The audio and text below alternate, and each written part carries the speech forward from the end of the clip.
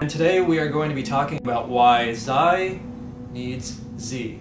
So one of the overriding themes that we're going to be discussing here is the interplay that exists in inspiration. And inspiration, in the simplest of terms, is when two inspirational pod powers cause each other to produce more. Not just more, though. The results of these productions will also be better quality. They will encourage each other to produce their products better than they did before. So in the context of Zai and Zyy, we begin with the concept of perfection versus the concept of the system. What exactly is perfection? If I just said, be perfect, would you have any idea what I was talking about? No. We need a certain amount of parameters, a certain game to be perfect in. If I said be perfect at basketball, that actually means something. There is a certain set of rules that you can be working within to gain that perfect goal. Without a system, perfection is essentially meaningless. It has no context. This is why the concept of a system is necessary to create this set of mission parameters that perfection can look at and obtain perfect results within. Zai also needs to begin to think of itself as a set of personal tactics that exist with an entire sea of principles, an entire system.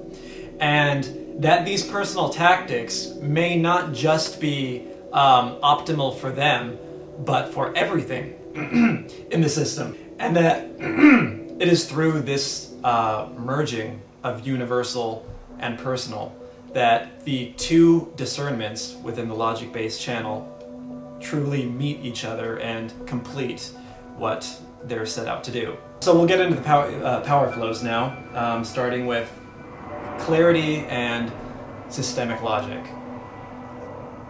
Systemic logic is essentially the path that clarity is attempting to stay on. When clarity wipes irrelevancies from its lens, it's attempting to only look at the principles in play, which is systemic logic. So essentially, systemic logic is the map that's already in play that Zai is attempting to keep its eye on when it's maintaining clarity. Precision and versus directness and efficiency. Directness is essentially a route. Let's say when Z creates this direct route, then it's going to A to B. The most precise way to go from A to B would be a straight line, right? Because any other curves that don't need to be there in this line would be imprecise. They are a weaker attempt to get to A to B. Now realistically, in Z's directness, it'll be more like A to B to C to D. And then throughout all of these routes, there will be many imperfection. And this is why precision is needed to straighten out the routes to each of them being only precise. It's also important the other way around, directness to precision, that is. Zai, as we said before, this is going to be an overriding theme, also needs to know what it's looking at, essentially. It needs to know what the goal is, what they're going for.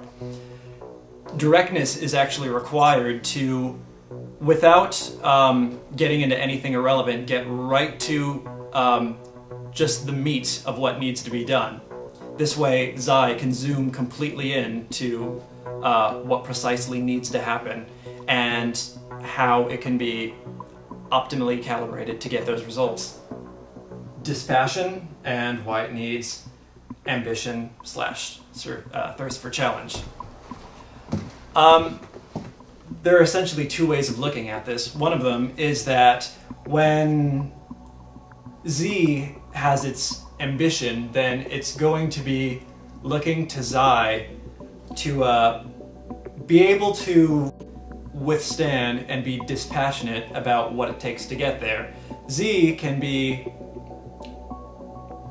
well, its goal is essentially to get the win, and it's going to do whatever it takes to get to that goal, which means it's really relying on Zai to being completely dispassionate about the things that need to be done, and only keep its eye on perfection.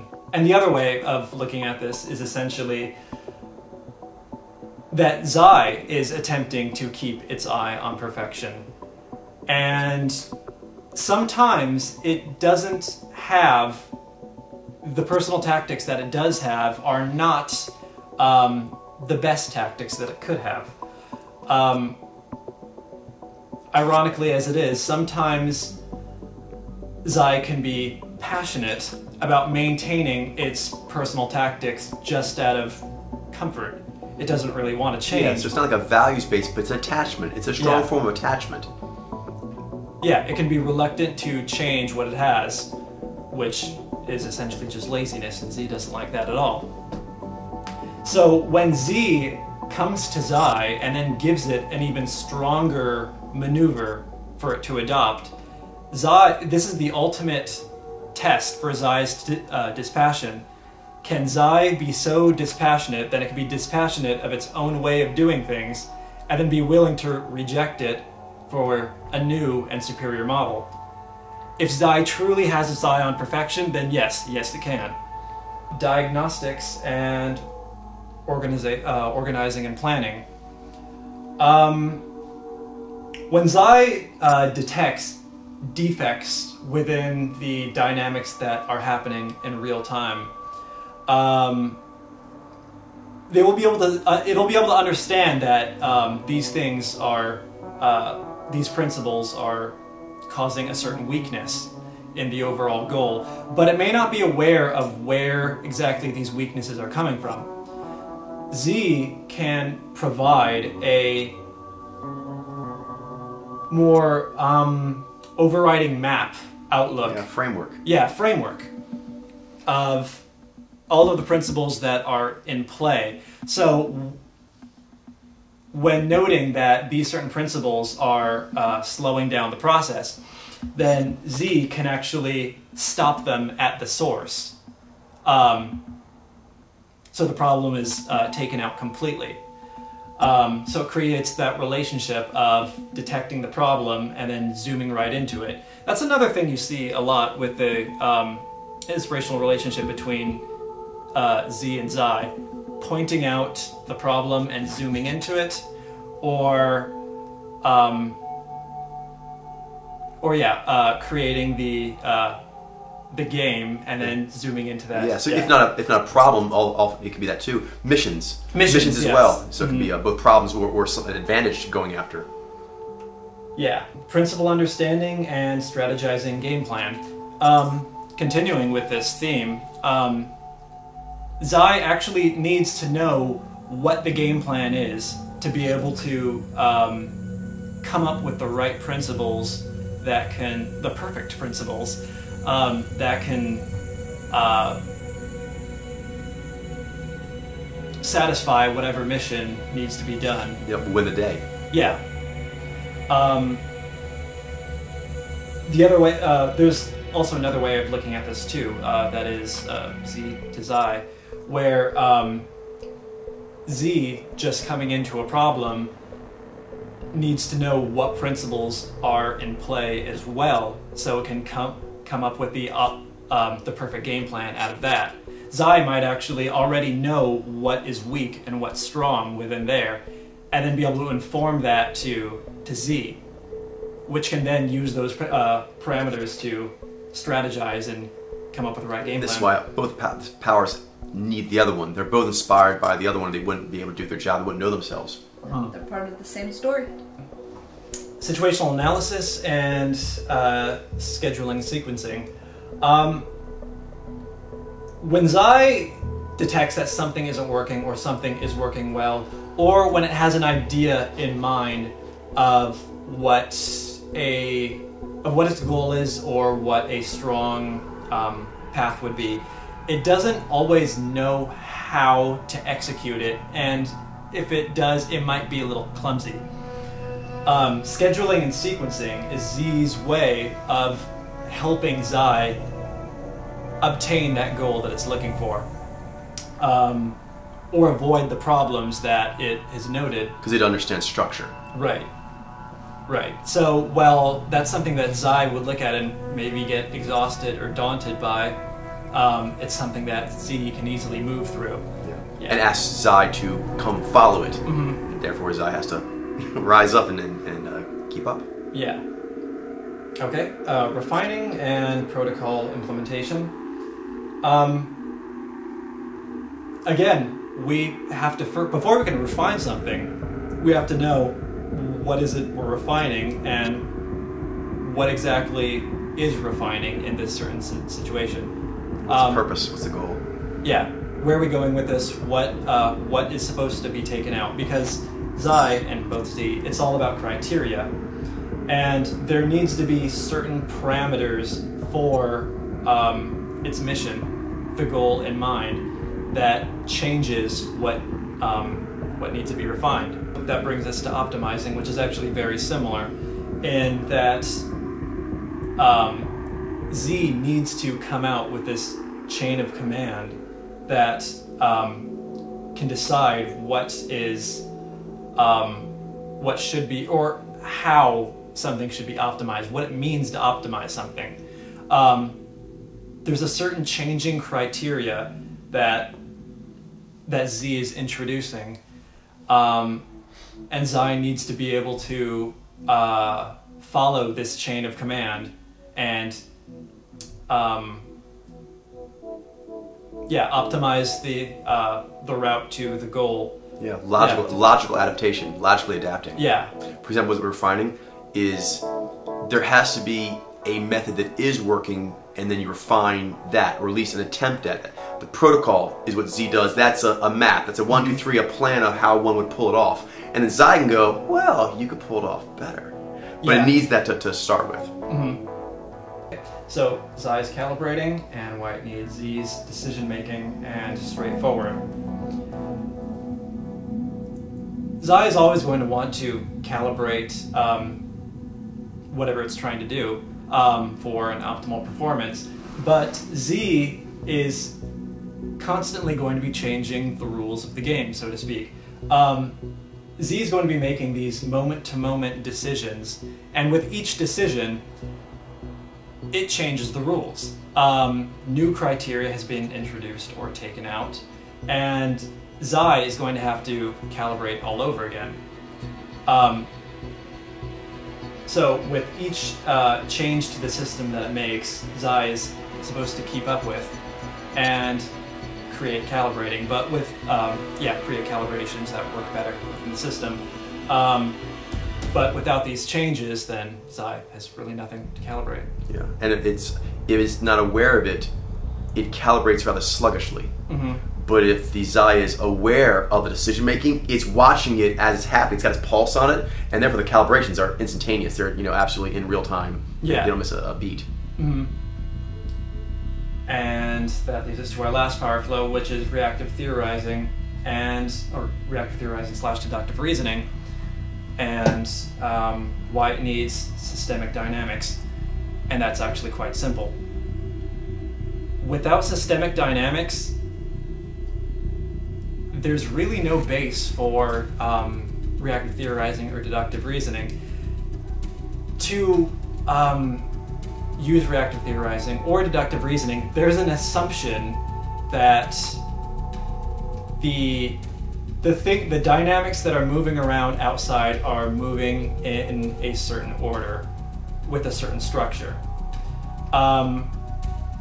And without that assumption, then, well, the two powers are useless. They don't do anything at all.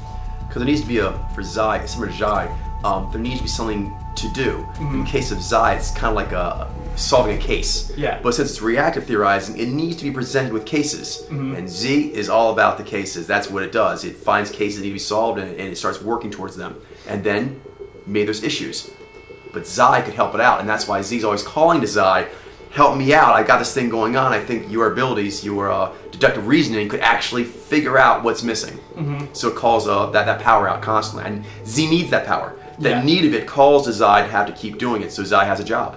Yeah, yeah. And since Zai is constant, with reactive theorizing, is constantly working on something and then noticing these new principles, these new strengths that can be implemented by Z. So yeah, they are constantly calling out to each other. It's really beautiful how we're designed.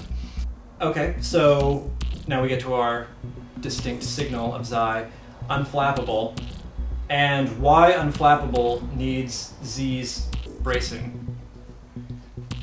The ability for Zai to not flap is... If you don't mind here, one thing I'm about to bring in here is the tower analogy.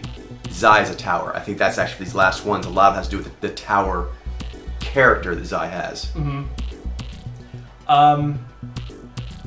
Yeah, essentially the act of being unflappable is remaining within our tower and not moving. And on one hand, that is one of Zai's greatest strengths because tremendous pressures can be thrown at it and it'll still not move, it'll still stay on perfection. That can be a problem though too. There are times where it probably should have moved, but it stayed and resisted what was thrown at it. This is why it needs these bracing.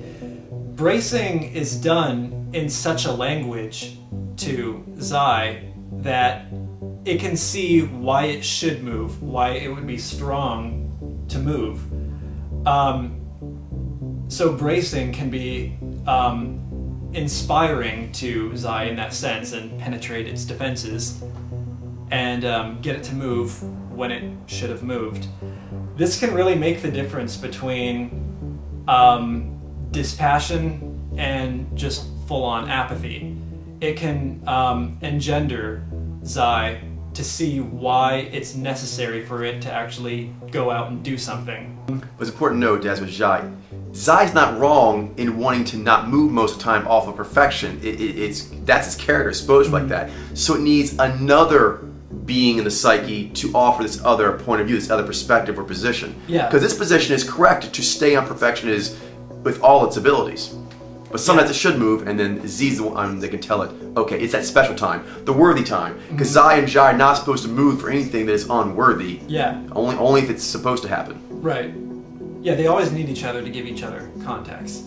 That brings us to, these are going to be some of the signals that, the sub-signals that come off of Zai as a power, and they can be interpreted differently. On the worse side when it's done in excess, and on the better side when it's done just the right amount. For example, we have tactical and dismissive. When Zai ignores certain information, or rather does not allow it to affect its calibration, this is being tactical. Because the information thrown at it would have taken its eye off perfection. So, in order to maintain perfection, then there are certain things that it's going to have to dismiss. Although, it can become dismissive when it dismisses too much information. When there is vital data that's being thrown at Zai and it chooses to just ignore it entirely, this is something that Z's not going to like at all, because if you throw away vital information, then you won't win the game that way. To win the game is to keep your eye on all important information that counts and move with it when necessary and stand your ground when necessary. Because intellectual confidence is a hallmark of Zai, and a really great one. But it needs to go make sure it stays as intellectual confidence and not intellectual arrogance. Yeah. And that's what I was talking about. And Z makes sure that if Zai feels strong where it's at, it's because it's right to do so, in which case that's just confidence. So this brings us to self-assured and condescending. When Zai is self-assured, this can be a very strong thing for Zai. Essentially, Zai is supposed to land on perfection and make sure its tower stays there. And essentially, when it's doing this right, when it is in fact on perfection, then it's self-assured. This is a heroic thing. Because then stressors on it are incorrect. They're incorrect to try to make the Zai move. So it's self-assured and like, no, you're wrong. So as long as it's right, then great. Yeah, no, I'm good where I am, thanks. Yeah. Although this becomes condescending when vital, when it thinks it's on perfection and essentially it's not. When there are pressures being thrown at it to move and it actually should move. But it ignores all of those and stays where it is. Z can inspire Zai to not be so obtuse in that respect and to pay more attention to the mathematics that it's missing, because if it stays on something that's not perfection, that means it's ignoring something vital, and Z can get it to come down from that tower and actually take a look around at what it's missing. Hardcore and ruthless.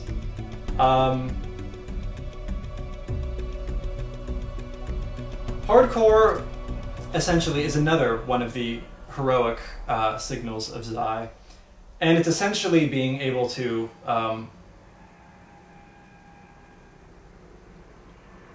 withstand certain pressures and not be moved, and do what it takes to get exactly what it takes to get to optimum performance, no matter what. Yeah, and this can sometimes be seen as rather cold, because sometimes, and rightly so, Zai must stand alone. Yes. It needs to stand alone, and that's hardcore. If it's right to do so and it does, it's like, man, that's hardcore. Yeah. Because you need to stand alone, and it did, so that's good. But there's two sides to that. It's the standing alone part. Yeah.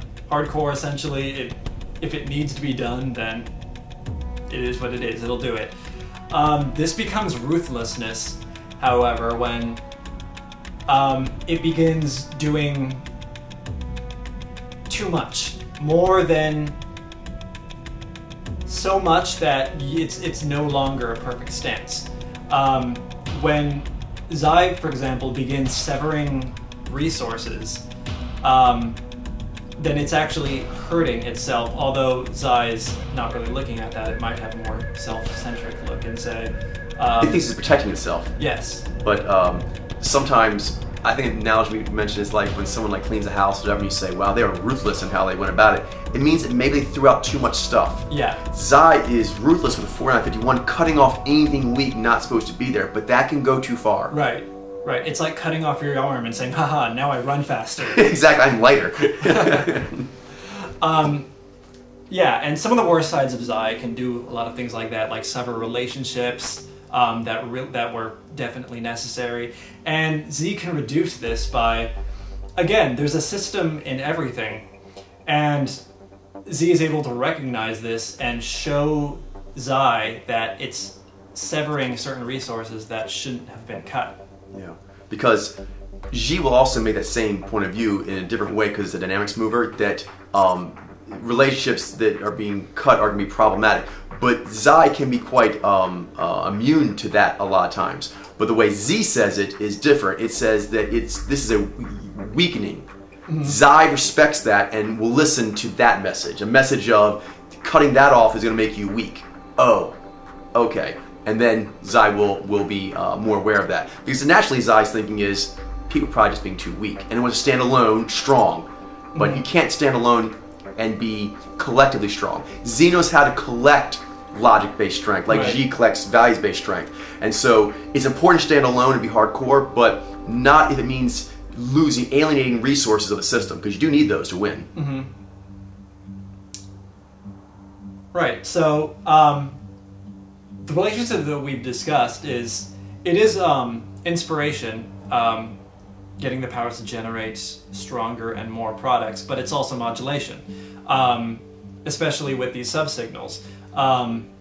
Z inspires Zai to modulate in ways that can give it broader context, a bigger understanding of the dynamics that are in play that it might have ignored before. Right, and it's like, it's not true modulation, it's almost like inspirational modulation. Yeah.